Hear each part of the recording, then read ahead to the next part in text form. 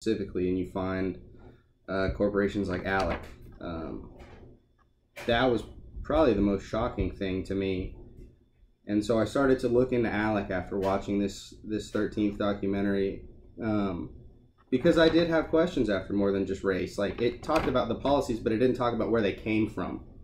And so whenever you see something like 13th and it's like a visual in front of you, and they're talking about ALEC, like that's absurd. ExxonMobil, Kraft Foods Inc. That's where I get my mac and cheese from Kraft. Pharma, State Farm.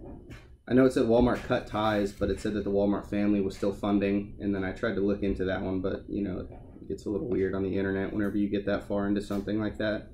But all these major, you know, corporations that are still to this day tied to ALEC. You know, even after that documentary came out, it showed a list of like what major companies it dropped, and I'm just like, you know, that's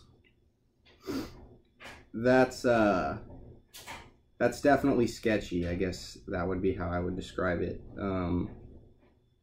But to have, you know, corporations pushing for policies that benefit them specifically, like, I'm waiting for the jail time, because you see violent criminals go to jail all the time. That's easy, right? But what about the master scammer at the white collar level? Yeah, that's ALEC is shocking to me. That's all I'm going to say on that. But I think 13th also relates to code of the street, decency, violence, and the moral life of the inner city. I think that 13th, okay, so I'll start with code of the street. Moving down Germantown Ave, you know, we start off with the good side of the neighborhood, and then we progressively move to the ghetto, towards the inner city. I liked this book because it talked about respect on a certain level, and it's a respect within the community. Like, it's a respect for one another, even in times of violence, you know, even in times of indecency or whatever may be going on.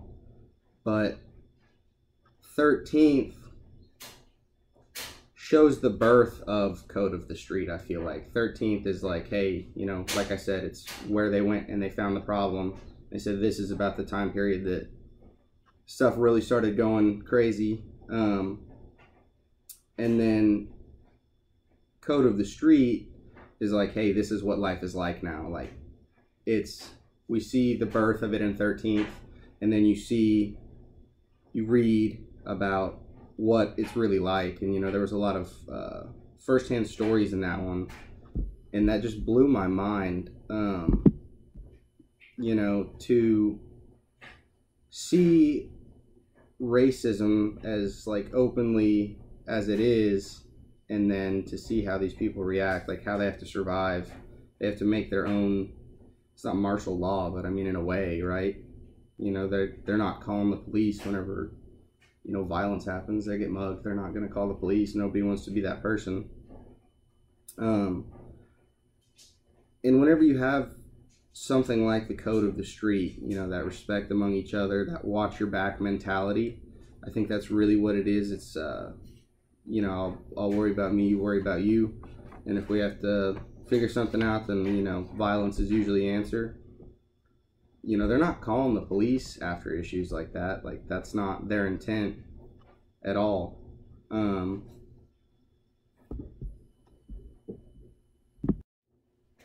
right, felt like I was dropping the ball there.